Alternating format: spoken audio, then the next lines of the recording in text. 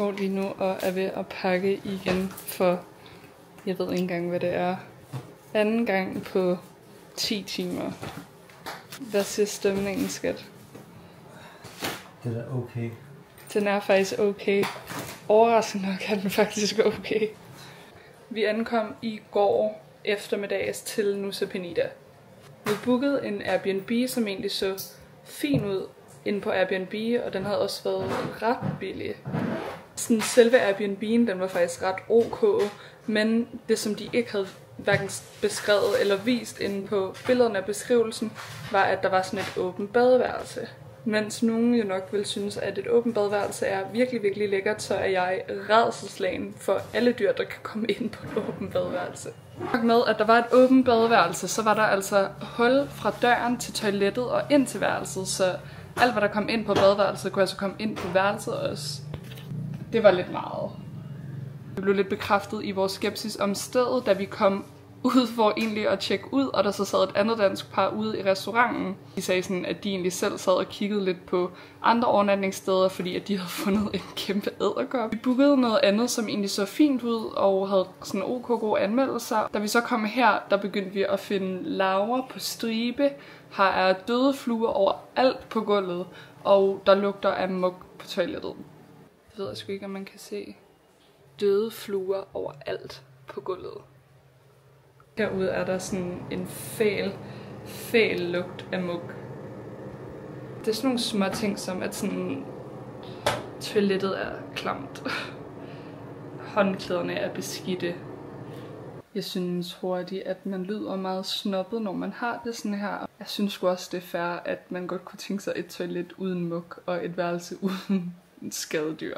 Ja. Så nu har vi altså booket os et nyt sted igen. Og krydser fingre for, at det her lever op til, hvad det beskriver, og hvad vi godt kunne tænke os at have et sted, hvor vi skal bo. Skal vi komme afsted? Ja.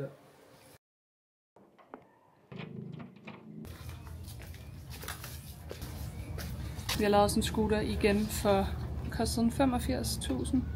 Hvad er det? 35 danske kroner cirka for en dag, og selvom at vi ikke har været så heldige med vores boligsituation her på øen, skal det ikke forhindre os i at se den smukke natur. Så nu kører vi. Jeg skal bare have den her på mit hoved, så jeg ikke får lus. Er det mig, der kører? Nej.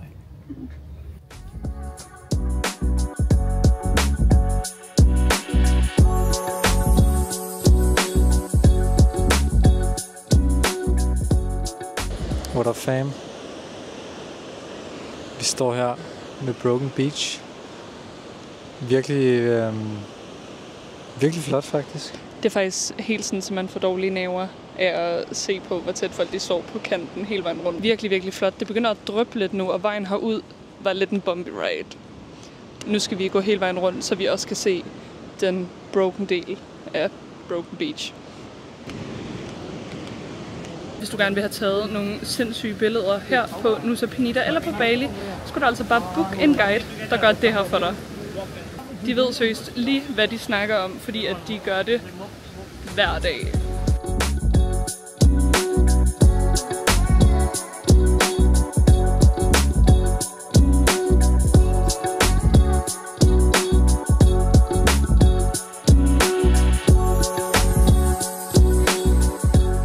Vi kørte hen til et sted, der hedder Amata Penida, som efter sigende skulle have sig en virkelig flot udsigt. Regnen er stillet lidt af, det drypper stadig, men jeg håber, at det holder, og hvis vi er heldige, så får vi endnu en solnedgang.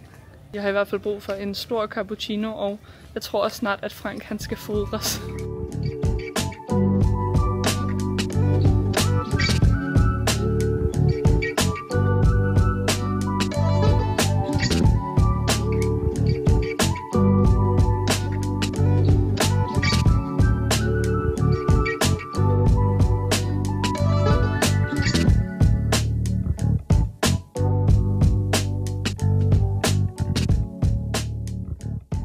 Wow, hvor er det flot.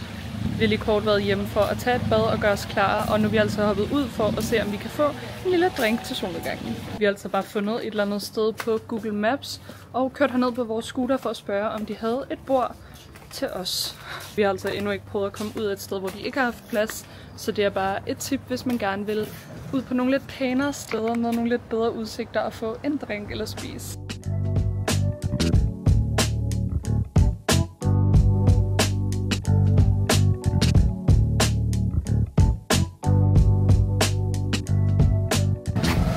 Let's go. Det er i dag den 31. januar, sidste dag på Nusa Penida, og så skal vi videre. Men vi skal altså ud og se Klinking Beach, og jeg så Klinking Beach for 5 år siden. Jeg så stranden for 5 år siden i 2020, og der var det altså en af de smukkeste strande, jeg nogensinde har set. Så jeg er lidt spændt på, hvordan det ser ud i dag. Vi håber, at omstændighederne er til, at vi kan tage hiken ned til stranden. Men nu må vi se. Jeg glæder mig.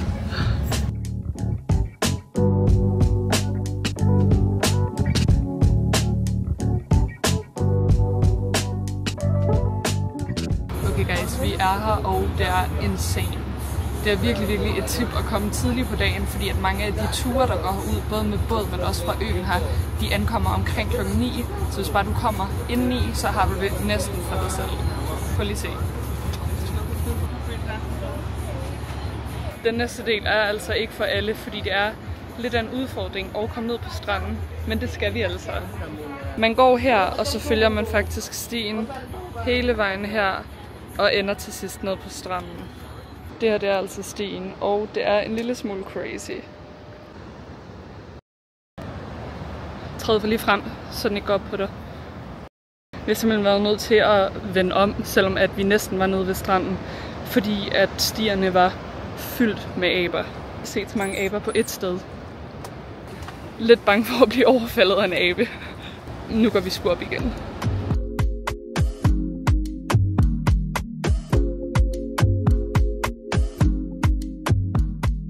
Vi skal også noget rigtig morgenmad, inden vi skal fange en færge, og så har vi også brug for et dyb i poolen efter den der tur.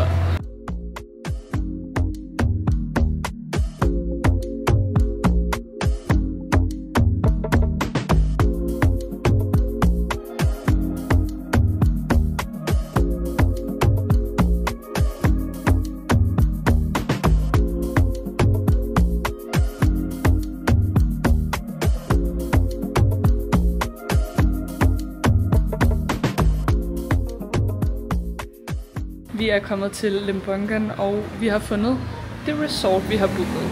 Vi har haft 3 så dårlige oplevelser.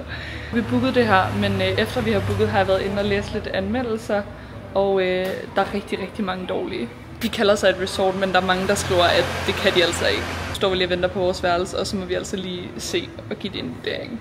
Jeg læste noget med, at noget af hotellet er renoveret, og noget af det ikke er. Så det er derfor, at der er nogle af værelserne, der er rigtig gode, og nogle, der er rigtig dårlige. Vi har fået vores værelse, og vi skulle nok have læst anmeldelserne, inden vi bookede. Så det fejler egentlig ikke noget værelset, det er bare gammelt. Og sådan, nej, men når du booker et resort, forventer du så, der ser sådan her ud på værelset? Det var lidt om Ondskabens Hotel. Ondskabens Hotel? Har vel i og for sig egentlig sådan okay. Har jeg bare lidt gammelt. Ja, præcis. Det er svært at forklare. Det er sådan lidt bagateller, men også ting, som jeg forventer lidt af når jeg booker et resort. Whatever. Jeg håber, poolen den er god. Det er den 1. februar, og jeg er lige på vej ned mod stranden. Det er stadigvæk sindssygt varmt, selvom at det regner. Jeg tror, det er lige omkring de 30 grader i dag.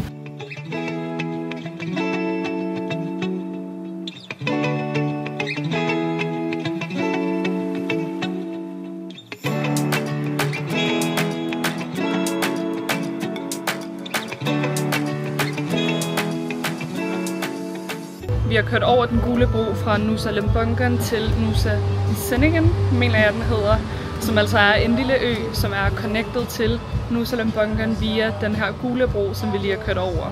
Jeg tror, det tog os noget 12, 13, 14 minutter på scooteren fra, hvor vi boede, og det er altså på den anden side af øen.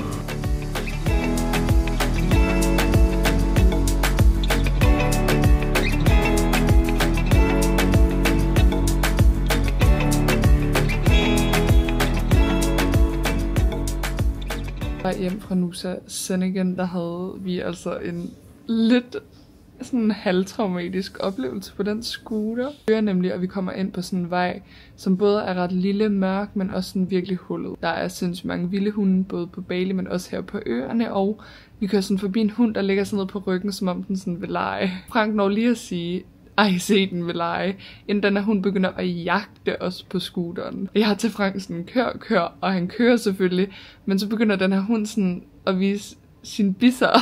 Spike, det sådan er et godt tegn, når hunden begynder at vise sine tænder. Så jeg blev sygt bange og begynder sådan at sidde og vifte lidt med benene, hvilket også resulterer i, at vi er ved at køre ud i grøften. Der skete jo ikke noget, og vi kom videre, og hunden har det godt, og vi har det godt. Men ja, det er sgu nok det tætteste, vi har været på at køre galt på sådan en fætter der. Nu er Frank lige ved at tage sig et bad, og så skal vi ned på sådan en varung, som ligger lige hernede.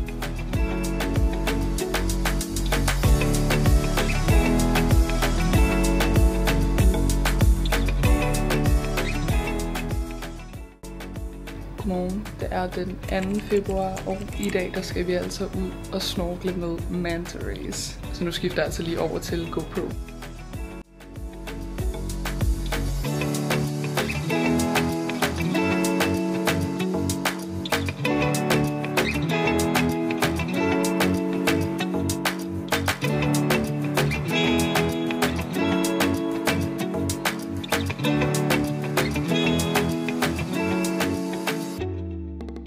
Vi har været ude og snorkle med manta rays, og det var insane. Vi så, hvor mange så vi? 3. Jeg troede det var den samme, men det kan godt være, at det var forskellige. Den første vi i hvert fald så, var ikke særlig stor, så det kan godt være, at der var flere. Det var i hvert fald fuldstændig vanvittigt, og de er bare sådan store og ser sådan helt surrealistiske ud, fordi de sådan er åbne indeni. Vi vil bare lige sætte os ned ved vandet for lige at få en sen morgenmad, og så tror jeg, vi skal finde et sted at ligge lidt. Vejret er sindssygt godt, men det må tiden vise.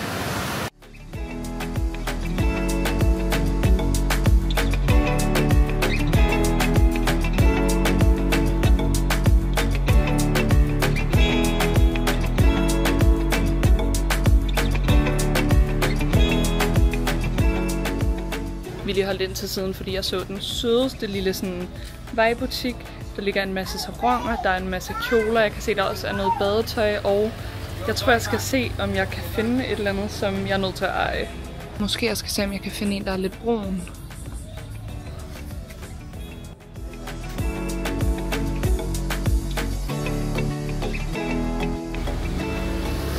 Vi skal altså lige tage tank vores scooter, og der er altså virkelig mange sådan små butikker nede af gaderne, som altså bare har benzin og diesel stående fremme her. Og så tanker de altså bare for dig, og så betaler man i det her tilfælde 30.000, hvad er det, skat? 15 kroner cirka, og så får vi en fuld tank. Godmorgen, det er den 3. februar i dag. Vi har lige været ude og køre en lille morgentur.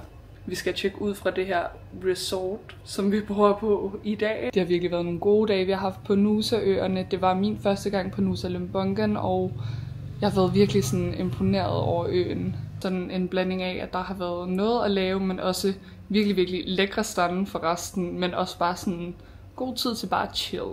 Men vi var altså lige ude og køre fra morgenstunden. Frank, han kunne godt lidt bruge en ny halskæde, da han har den sådan virkelig levet på sine sidste minutter. Og jeg kunne ikke dy mig. Helt tilfældigt lå denne her Nigo swimwear butik lige ved siden af der, hvor vi lige skulle kigge på halskæde til Frank. Og de havde et kæmpe udsalg. Jeg har købt en bikini. Den var i forvejen sindssygt billig. Den kostede 200.000. Men den var altså på 50%, så den var sat ned til 100.000. Så sådan noget 44 danske kroner. Der er en hvid bikini med de her sådan farvede stjerner. Og så er det altså bare en klassisk trekants overdel. Og jeg kan nok godt se det er sådan en, der sådan skærer ret højt over hoften. Og så er den lidt cheeky bagpå. Sindssygt glad for den her. Frank er gået ned for at træne. Jeg har næsten pakket min kuffert færdig, og jeg tror, at jeg lige pakker lidt af hans også, så han ikke skal tænke så meget over det, inden at jeg lægger mig ned ved poolen og lige får de sidste solstråler herfra. Der er et kæmpe æren. Jeg vil lægge mig ned ved poolen og lige få en time sol herfra Nusa Lembongan, inden vi skal med en færge videre. Så håber jeg, at du måske også er blevet inspireret til at komme til Nusaøerne, hvis du kommer til Bali. Der er kun en 30 minutters færgetur fra Bali, og her er virkelig mange muligheder for både at chille ud, men også at lave en masse vandaktivitet, dykke, snorkle, alt muligt. Det er i hvert fald en anbefaling. Hvis du har lyst til at smide et like og et subscribe, vil det gøre mig virkelig glad. Og så ses vi ellers bare, når vi er tilbage på Bali.